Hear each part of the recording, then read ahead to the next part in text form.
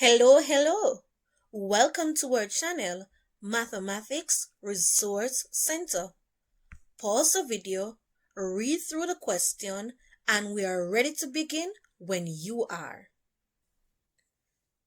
Which of the following set is defined by x, an element of integers, from -2 to 4. So it's saying -2 less than or equal to x less than or equal to 4.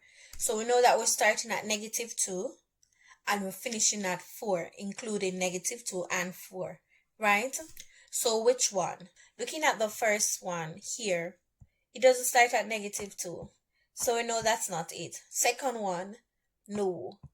Yes, it ends at 4, but what about the -2 and the -1?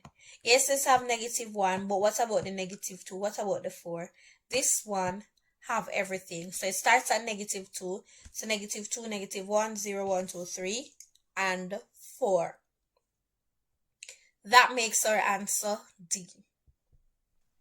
And that brings us to the end of our video.